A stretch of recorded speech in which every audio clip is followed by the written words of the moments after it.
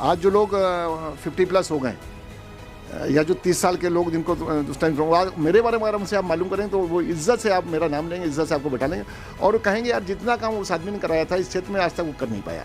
पिपरिया के पुल का मुद्दा था, बड़े बड़े हम लोग देखा करते थे, हम लोग पढ़ते थे, छोटे छोटे थे, तो उस मुद्दे को जब इलेक्शन आता लोग उठाया करते थे यार बड़े बड़े नेता उसमें डुबकी लगाया करते थे कि पिपरिया पुल अपनी हम बनवा देंगे।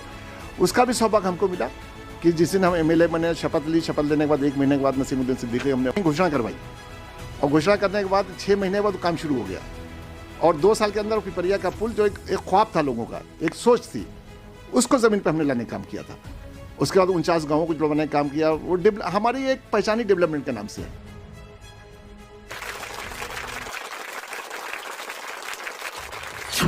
राजधानी लखनऊ के नज़दीक जो चर्चित जनपद हैं उनमें हरदोई ज़िला जो है वो ऐतिहासिक रूप से एक बड़ा ज़िला है, चर्चित ज़िला है उत्तर प्रदेश का और भौगोलिक सीमा भी इस जनपद की बहुत बड़ी है। 8 विधानसभाएं हैं हरदोई जनपद में, तो आप समझ सकते हैं कि हरदोई का कद उत्तर प्रदेश की सियासत में कितना महत्वपूर्ण है, कितना बड़ा है। हरदोई की एक विधानसभा है शाहाबाद और शाहाबाद विधानसभा के पूर्व विधायक बब्बू भाई हमारे साथ हैं। इन्हें प्यार से पूरी विधानसभा के लोग बब्बू भाई कहते हैं। आसिफ अली खां आपका नाम है, मैंने सही बताया ना? जी जी। तो बब्बू भाई एक चर्चित व्यक्ति हैं पूरे ज़िले के और उत्तर प्रदेश की सियासत में भी आपका नाम है। आप विधायक भी रह चुके हैं और इस बार समाजवादी पार्टी से विधानसभा चुनाव लड़ने के लिए पूरी तैयारी है आपकी। क्षेत्र में काफ़ी सक्रिय रहते हैं। तो हम कुछ परिचय तो हमने इनका आपको बताया, बाकी ये खुद बताएंगे। हम चाहेंगे कि आप अपना फैमिली बैकग्राउंड दर्शकों के सामने रखें। मैं शाहाबाद में ही पैदा हुआ, शाहाबाद में ही पढ़ा पिला। आज भी हमारे माँ बाप शाहाबाद में रहते हैं, हमारे तीनों भाई शाहाबाद में रहते हैं, मैं खुद शाहाबाद में रहता हूँ। हमारी जॉइंट फैमिली है और हमारे फादर एक बहुत सिंपल इंसान। कभी आप मुलाकात आपकी हुई होगी या कभी आप मिलेंगे तो आप वाकई में कहेंगे कि जो लोग एक इंसानियत से भरे हुए नीचे से ऊपर तक हमेशा हमको समझाने का काम करते हैं। हम हमेशा हमको बताने का काम किया कि गरीबों की मदद करो, उनका सम्मान बढ़ाओ, उनको इज्जत दो, कैसे उनके काम हो। जो कुछ भी आज हैं जिस दम पर उनके सिर्फ माँ बाप की दुआएं हैं, लोगों का प्यार है और उन्होंने बहुत कुछ सिखाया है। आज भी उनके सिखाए हुए रास्ते पर हम लोग पूरी कोशिश ईमानदारी से करते हैं कि जो माँ बाप से हमने, जो घर से हमने सीखा है, वो लोगों के अंदर जाके लोगों की मदद करें, लोगों की सेवा करें। इसी सेवा और मदद के लिए हम लोग राजनीति में आए हैं, क्योंकि हिंदुस्तान में एक लोकतांत्रिक देश है। आप सर्विस करके तो ये तो कर सकते हैं, अपना परिवार चला सकते हो, आसपास लोग कुछ मदद कर सकते हो। अगर आप MLA MP बन जाते हो तो उससे बड़ी बड़ी लोगों की मदद हो जाती है। वो हम लोग का आइडिया था, वो हम लोग की सोच थी, क्योंकि हम लोगों ने वो दौर देखा था कि कैसे लोगों की मदद करी जाए। तो फिलहाल ऊपर वाले ने सुनी, लोगों का प्यार मिला, लोगों की मोहब्बत मिली और ऐसा प्यार मोहब्बत नहीं मिली। हम लोग जब राजनीति में आए, राजनीति शुरू करी, तो हमारे घर पे हमारा विरोध था। वालिद साहब भी हमारे समझाते थे कि यार ये काम मत करो, मगर क्योंकि हमें एक जुनून सवार था लोगों की खिदमत का, लोगों की सेवा का, क्षेत्र में कैसा विकास हो, लोगों को ऐसे सम्मान बढ़े। तो फिलहाल एजुकेशन पूरी करते ही हम लोग आ गए शाहाबाद और शाहाबाद में आके ही पहला चुनाव लड़े नगर पालिका का। और मुझे याद है कि 1995 के नवंबर का टाइम था, नगर पालिका के चुनाव डिक्लेयर हुआ। हमारे घर पे बड़ी फादर ने बड़ा रोका, परेशान कि मतलब आप ऐसा ना करो, ऐसा ना करो, कि जिनसे मेरा चुनाव था वो हम लोग के ताल्लुकात में थे, उनको हम लोग चुनाव लड़ाया करते थे। फिलहाल वो फादर को समझा लिया और कहा कि मैं तो चुनाव लड़ना ही है। सुबह को जब एक दिन पहले अनाउंस किया कि मैं चुनाव लड़ूंगा, तो नौजवान जितना भी यंग था, जनरेशन हमारी शाहाबाद की नगर की, वो अपने, क्योंकि हमारी आबादी मिली जुली आबादी है और उस मालिक का बहुत बड़ा क्रम है कि अगर हम खाना अपने घर खाते हैं तो चाय अपने किसी हिंदू समाज के भाइयाँ पीते हैं। वो संबंध बना हम लोग शुरू से चले हैं और वो विरासत में भी हमको मिला है। आपकी पढ़ाई कहाँ से हुई? आप स्टूडेंट लाइफ आपकी कहाँ बीती?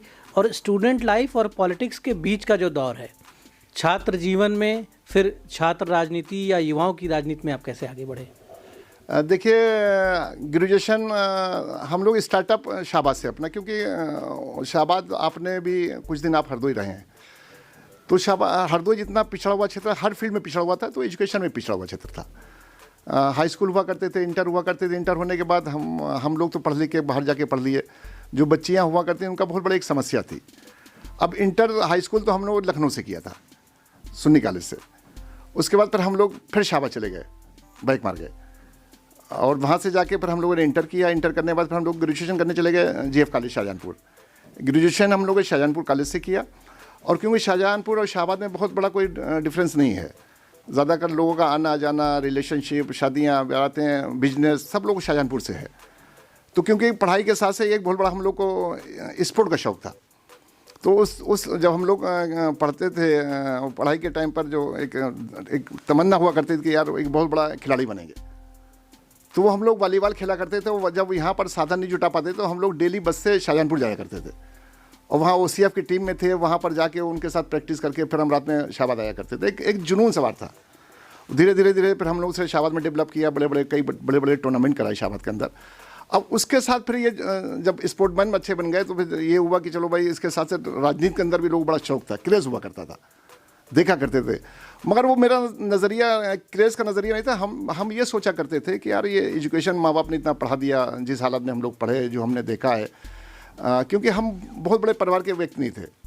हमारे माता पिता, हमारे वालिद साहब ख़ास तौर से बेचारे इतनी मेहनत मशक्क़त किया करते थे। हम लोग 4 भाई थे, और जब कभी पढ़ाई के लिए ज़ोर हमेशा उनका एजुकेशन के लिए रहा, मगर उस कम संसाधन में पूरी मेहनत और ईमानदारी करके हम लोग ग्रेजुएशन पूरा किया। उसके बाद फिर शाहबाद आ गए, और स्पोर्ट लाइफ चलती रही बराबर। बड़े बड़े टूर्नामेंट हम लोग कराते रहे, शाहबाद में खेलने जाते रहे, बाहर खेलते रहे। उसके साथ फिर ये था कि यार अब लोगों जब दायरा बढ़ा तो समस्याएं बढ़ी। जब लोगों बैठा करते थे, हर आदमी अपनी प्रॉब्लम लेकर जाता था, यार बाबू भाई अब कैसे मेरा काम करोगे, ये काम वो काम। तो फिर हम लोगों ने पुलिस से दोस्ती करना शुरू कर दी।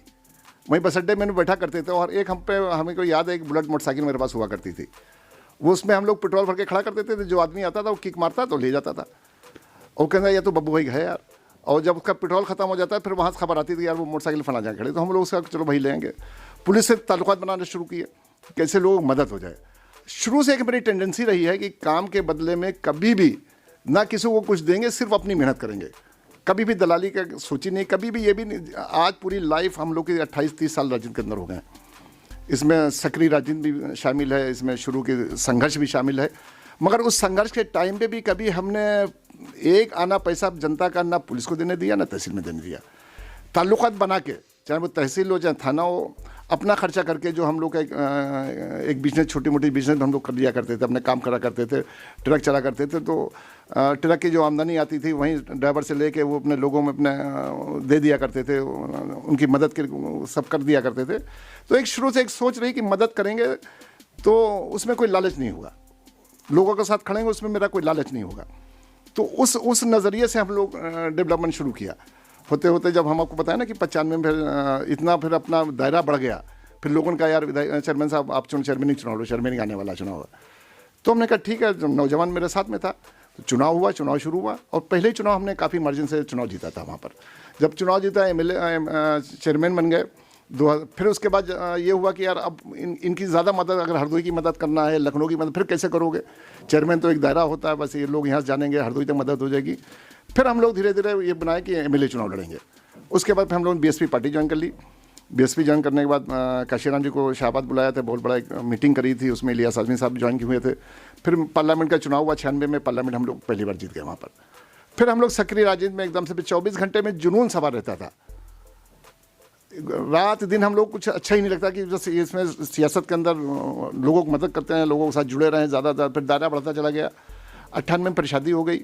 उसके बाद फिर हम लोग घर पे टाइम बहुत कम दिया करते थे, पूरा टाइम। और यहाँ तक दीपक भाई आपको बताया है, शुरू में जब हम लोग वहाँ पर पढ़ा करते थे तो अम्मी वगैरह कभी कहती जाओ सब्ज़ी ले आओ या सामान मार्केट से लेने भेजती मुझे थी, तो हम झोला लेके जाया करते थे। और मालूम हो दोपहर की सब्ज़ी कभी रात में आते भी नहीं थे वापस। तो कुछ ये एक यहाँ पर एक सवाल बनता है कि आप घर में समय कम देते थे, तो शादी के बाद इसमें कुछ बंदिशें लगी कि शादी के बाद भी आप घर पे समय कम दे देते थे? हम एक ही बंदिश हुई मेरी, हमने ये कह दिया कि हमसे कोई सवाल जवाब नहीं करेगा, हम कहाँ आ रहे हैं कहाँ जा रहे हैं, गलत जगह कहीं जाएंगे नहीं। तो आज भी इतना टाइम हो गया, हम लोग 22-23 साल शादी के हो गए हैं। उस मालिक की कृपा है। कभी इस बात पे कभी वो ना घर में कोई वो होता ना मेरे वालिद साहब वालदा, कभी वो समझते हैं कि तो लोगों काम के लिए गए होंगे, लोगों की मदद के लिए गए होंगे। तो एक बहुत बड़ी छूट हमको घर के अंदर भी मिल गई थी। घर के अंदर जो वालिद साहब वालदा थे या जो लोग थे, जो जिम्मेदारी हमने खुद जिम्मेदारी अपने आप ली थी, उस जिम्मेदारी को हमने 100% निभाने की कोशिश करी। लोगों के साथ खड़े रहने को, लोगों की मदद करने में, उसमें अगर हमसे कोई पूछे तो हम बिल्कुल सेटिस्फाई हैं उस चीज़ के लिए। हम चुनाव लड़ते हैं, चुनाव लड़के हारे भी हैं, जीते भी हैं। जीतने के बाद ना कभी हमको खुशी होती है, ना हारने के बाद कोई कभी गम होता है। सिलसिला ये इसलिए जारी रहता है कि चुनाव हार जीत के एक सिक्के के दो पहलू हुआ करते हैं, मगर हम लोगों की मदद करते हैं, लोगों के साथ खड़े रहते हैं। ये मेरे अंदर बहुत बड़ा सेटिस्फेक्शन है। बहुत सी बातें बड़ी साफगोई से आपने बताई। शुरुआती संघर्ष एक नौजवान के जीवन का किस तरह से होता है और किस तरह से एक नौजवान सोसाइटी में अपने आप को स्थापित करता है जब वो सोशल होता है, लोगों की मदद करना, थाने में लोगों के काम हो जाएं। पुलिस में सबसे ज़्यादा सिरदर्दी आम जनता की होती है जब कोई मसला थाने से और पुलिस विभाग से पड़ जाता है, तहसील से पड़ जाता है। तो एक जो लोकल सोशल वर्कर्स होते हैं अपने कस्बे के, अपने गांव के, अपने आसपास के, वो लोगों की हेल्प करने के लिए सबसे पहले थानों और तहसीलों में जहां पर लोगों के छोटे मोटे काम होते हैं वहां पर लोगों की मदद करते हैं, उनकी पैरवी हो जाती है तो काम आसानी से हो जाते हैं। और वो छोटे काम जो ताकतवर लोगों के लिए बहुत छोटे होते हैं, लेकिन आम आदमी के लिए वो छोटे छोटे काम बड़े जटिल होते हैं, बड़े मुश्किल हो जाते हैं कई बार। तो बहुत अच्छी बात आपने बताई खान साहब ने कि किस तरह से एक अपना सोशल दायरा बनाया अपने कस्बे में। शाहाबाद कस्बे से धीरे धीरे इतनी लोकप्रियता अर्जित की कि लगातार वहाँ पर जो नगर पालिका है उसका चुनाव भी जीतते आ रहे हैं। आपकी वाइफ वहाँ पर चेयरमैन होती हैं और आप अब विधानसभा का चुनाव लड़े। मुझे याद है आप एक बार लोकसभा का भी चुनाव आपने लड़ा। नहीं, मैंने लोकसभा नहीं लड़ा था। मैंने 2002 में एमएलए का चुनाव बीएसपी से लड़ा था। लोकसभा का चुनाव आपने इलियास आजमी साहब को लड़ाया था। हमेशा इलियास आजमी चुनाव लड़ाया और 2 बार वहाँ से एमपी बनाया हूँ अपनी मेहनत पे, अपने दम के ऊपर। अच्छा, इस बार का इलेक्शन आप कैसा देख रहे हैं? इस बार का जो इलेक्शन है और कहा जा रहा है कि समाजवादी पार्टी और बीजेपी के बीच का ही इलेक्शन है, 2 पार्टियों के बीच का चुनाव माना जा रहा है, हकीकत क्या देख रहे हैं आप? देखिए दीपक भाई, इन 5 सालों के अंदर 2017 में लोगों को लग रहा था बदलाव को लोग तरफ भागे थे और बदलाव कम था, इमोशनल ब्लैकमेलिंग ज़्यादा थी। सबको लग रहा था कि यार ऐसी सरकार आ रही है कि जिससे बड़ी मदद हो जाएगी, नौजवानों को रोज़गार मिल जाएगा, लोगों की आय बढ़ जाएगी, अच्छे काम हो जाएंगे। ये सब सोच के लोगों ने 2017 में सरकार बनाने का काम किया था। और उससे पीछे अगर हम ले चलें 2007, क्योंकि हम लोग खुद एमएलए थे, हमारी सरकार बीएसपी थी, उसमें हमने काम किया। 2012 में आदरणीय अखिलेश जी मुख्यमंत्री इस प्रदेश के थे, उन्होंने काम किया। और काम दोनों के अपनी अपनी जगह बिल्कुल मजबूत काम थे, उसमें कोई नो डाउट, उसमें कोई शक नहीं था। क्योंकि हम लोग जिस पार्टी से रहे हैं वो हमारी नेता रही हैं, उनका जो लॉ एंड ऑर्डर था, उनके जो काम थे नीचे ज़मीन तक, वो उसके पूरा प्रदेश, गांव देहात में, शहरों की बात नहीं करते, गांव देहात में अगर आप बैठेंगे तो लोग उसका नाम लेते हैं, उनका जिक्र करते हैं उन सब चीज़ों का। अखिलेश जी ने भी उन चीज़ों को बिल्कुल हूबहू उसी अंदाज में किया। आप अगर उन्होंने अम्बेडकर गाँव बनाए तो अखिलेश जी ने लोहिया गाँव बनाए, जिन्होंने शमीश के नाम से गाँव बनाए। वृद्धा पेंशन वहाँ मिली, यहाँ आपने भी देने से कंटिन्यू काम किया। जो पिछड़ा वर्ग का अनुदान आया करता था वो सब चलता रहा। सारे काम जो एक गांव, गरीब, किसान, मजदूर, नौजवान के लिए होना चाहिए गांव के अंदर, गांव के आखिरी छोर पर रहने वाले इंसान को जो इंसाफ मिलना चाहिए, जो सरकार की योजनाएं वहाँ तक पहुँचना चाहिए, वो अखिलेश जी की सरकार में पहुँचती रही। उसके बावजूद भी लोगों को लगा कि शायद इससे कुछ बेहतर हो जाए। 17 में, 14 में लोगों ने एक तरफा वोट किया पिछली सरकारों से परेशान होकर, तो लोगों को लगा शायद मोदी जी आ जाएंगे तो सब कायाकल्प हो जाएगा। मोदी जी ने पूरा मेहनत करी, पूरा उसका रिएक्शन सब रहा पूरे प्रदेश के अंदर। और पूरे इलेक्शन में जो भाजपा की सोच है, जो उसकी नीयत है, उसने उस इलेक्शन को अपनी तरफ टर्न कर लिया कि चुनाव पूरा हिंदू मुसलमान पे ले गए, खड़ा कर दिया जाके। तो जब एक तरफा वोट पड़ा, दूसरी पार्टी को वोट ही नहीं मिला। जो एक मुस्लिम वोट था वो 3 जगह डिवीज़न, वो सपा में गया, बसपा में भी गया, कांग्रेस में भी गया, तो उस वोट का कहीं फ़ायदा हो नहीं पाया। तो जो एक तरफा वोट चला गया, उसका नतीजा ये मिला कि भारी बहुमत से, हमारे देश की आज़ादी के इन 75 सालों में सबसे बड़ी बहुमत की सरकार भाजपा ने बनाई थी। सरकार बन गई, सरकार बनने के बाद मुख्यमंत्री बन गए। लोगों को लगना कि बाबा जी मुख्यमंत्री प्रदेश के बने, माननीय योगी जी, तो अच्छे काम हो जाएंगे। ऊपर मोदी जी हैं, नीचे योगी जी हैं, गांव में उससे बेहतर विकास हो जाएगा, शिक्षा का उससे बढ़िया व्यवस्था हो जाएगी, लोगों को, नौजवानों को रोज़गार मिल जाएगा।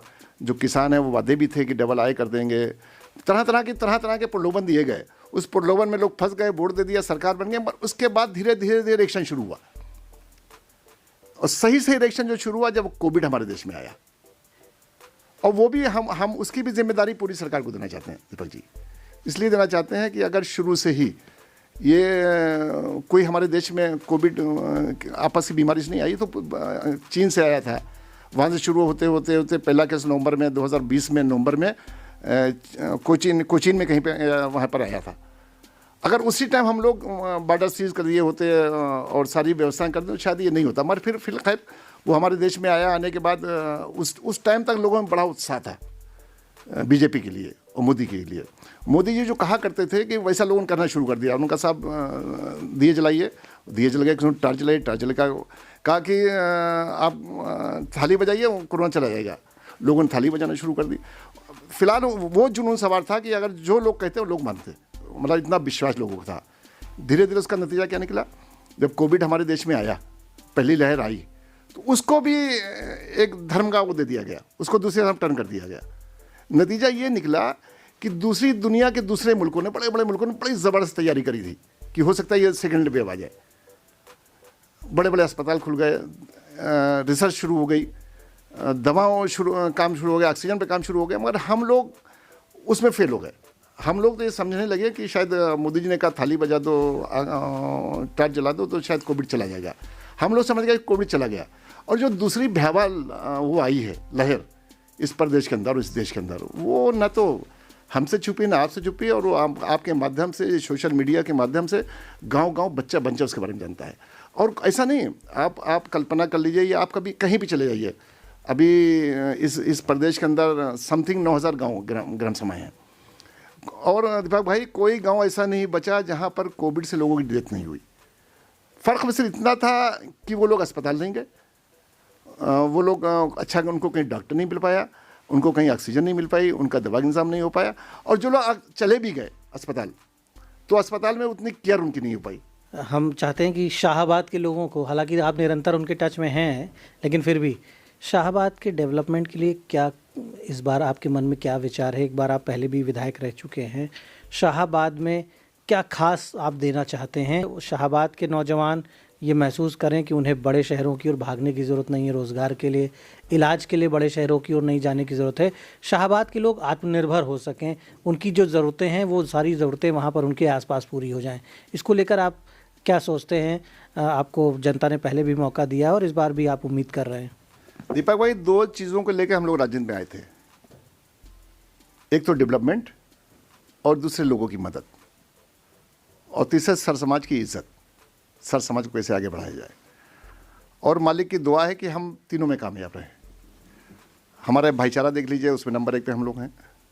डेवलपमेंट, जब पहली बार हम लोग चेयरमैन बने तो बड़े बड़े हम पे लोग विलेम लगाया करते कि यार लड़के हैं, इन्हें कुछ पता ABCD नहीं आता, कैसे होगा, कि ये हो जाएगा, वो हो जाएगा, बड़े चार्जेस हमारे ऊपर थे। मगर वो काम करके हमने संदेश देने काम किया। उस नगर में इतना मैंने काम कराया था, इससे पहले उस नगर में उतना काम ही नहीं हुआ था। और ये भी नहीं कि नगर में मोहल्ले देख के काम कराए हुए हैं, सर समाज के जो मोहल्ले थे वहाँ पर बढ़िया उस टाइम कच्ची उसे खंडड़े बनवाए थे, लाइट का इंतजाम किया था, पानी का इंतजाम किया था, सफाई का इंतजाम किया था। वो एक 5 साल में एक मॉडल बना दिया था शाहबाद नगर को। उस मॉडल के माध्यम से फ़ायदा हमको ये मिला, जब हम लोग पहली बार चुनाव लड़े नगर विधानसभा का, तो लोग ये तारीफ हमारे बारे में लोग इतना जानते नहीं थे, क्योंकि बहुत बड़ी विधानसभा होती है, 3 साढ़े 3 लाख की वोटर होता है। 3 लाख उस टाइम तो 2.5 लाख 275 वोट हुआ करता था, 70 के आसपास। सब मेरे बारे में नहीं जाना। मगर जब कोई कभी शाहबाद आदमी आता तो कहता यार ये तो चेयरमैन साहब बड़ा अच्छे आदमी है, बड़ा अच्छा काम कर रहे हैं। तो जब हम लोग पहला चुनाव लड़े तो डेवलपमेंट, उन लोग जो वोट मुझको मिला वो डेवलपमेंट के नाम पे मिला था। उन गांव देहात के रहने वाले लोगों ने ये सोचा था कि यार हम इन चेयरमैन को अगर हम विधायक बनाएंगे तो ये वाकई में डेवलपमेंट मेरे विधानसभा का हो जाएगा। और वो एक एहसास हम लोग को था डेवलपमेंट का। जब हम लोग 2002 में चुनाव लड़े तो पंडित रामावतार दीक्षित जी कांग्रेस से चुनाव लड़ रहे थे, मैं BSP था, बाबू खान समाजवादी पार्टी से, स्वर्गीय गंगाभर सिंह जी भाजपा से। वो चुनाव शुरू हुआ और शासन प्रशासन को ये लग रहा था कि यार ये बब्बू जो चुनाव लड़ रहे हैं ये डिवीज़न करेंगे अपने कम्युनिटी में और बाबूजी को उसका फ़ायदा मिल जाएगा, बाबूजी चुनाव जाएंगे। जब वो चुनाव शुरू हुआ तो सर समाज के लड़कों ने इतना मेरा साथ दिया डेवलपमेंट के नाम के ऊपर। वो चुनाव नेक टू नेक हो गया बिल्कुल।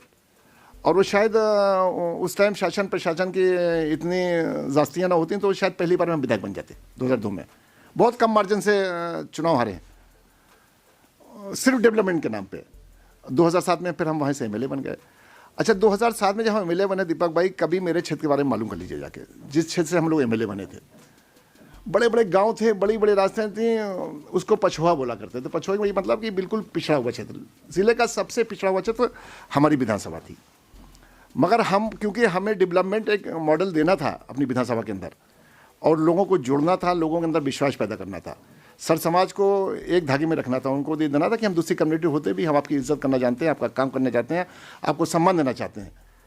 और सबसे बड़ी बात ये दीपावली थी, जब जहाँ से हम चुनाव लड़े थे पहली बार, हमारी कम्युनिटी में वहाँ कोई वोट नहीं था, मुश्किल से 2 या 3 गांव थे, बाकी ब्राह्मण समाज के थे, क्षत्रिय समाज के थे, पिछड़े समाज के, दलित समाज के लोग थे। और जो एक पूरा कस्बा पाली पड़ा करता था वो मुस्लिम वहाँ आधा था, तो मगर वहाँ बाबू खां उस पर होल्ड हुआ करता था। वो हमको फूटी आग देखना नहीं चाहते वहाँ के मुस्लिम लोग, समाज के लोग। उन परिस्थितियों में हम लोग चुनाव 2007 में जीते हैं। जीतने के बाद हमने जो वहाँ डेवलपमेंट किया है, आप अगर आज जो लोग 50+ हो गए, या जो 30 साल के लोग जिनको उस टाइम मेरे बारे में अगर हमसे आप मालूम करेंगे तो वो इज्जत से आप मेरा नाम लेंगे, इज्जत से आपको बैठा लेंगे और कहेंगे यार जितना काम उस आदमी ने कराया था इस क्षेत्र में आज तक वो कर नहीं पाया।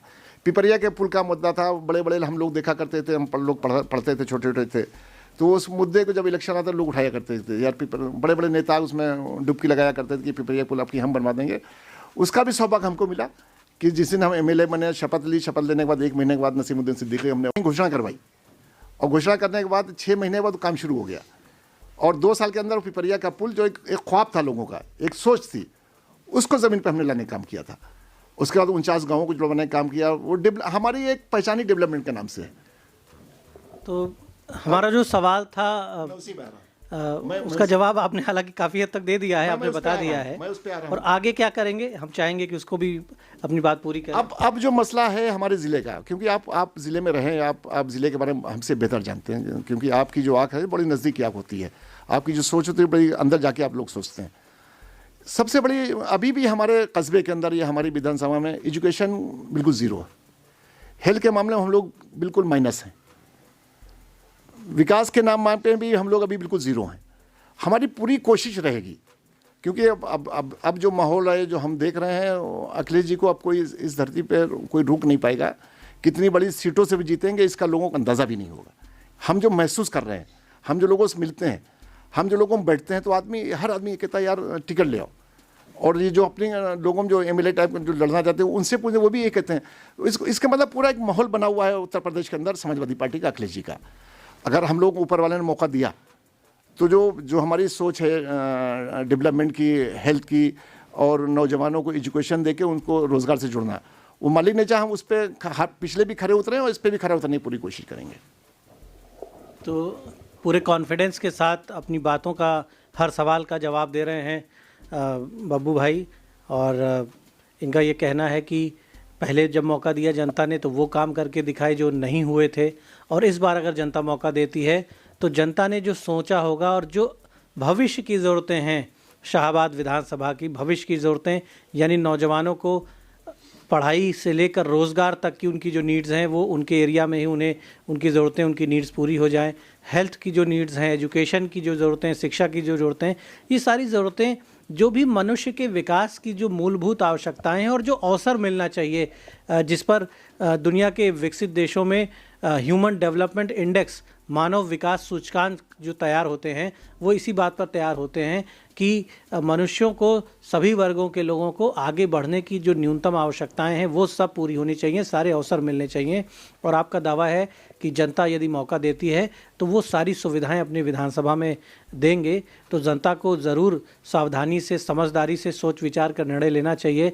और जो भी अच्छे प्रतिनिधि हों, वो किसी भी रूप में अगर जनता के सामने आ रहे हैं, जहां भी अच्छे लोग सामने आ रहे हैं, उनके लिए सोच विचार कर समझदारी से निर्णय लेकर ही जनता लोकतंत्र को सफल बना सकती है और भारत में उत्तर प्रदेश के विकास को आगे बढ़ा सकती है। धन्यवाद।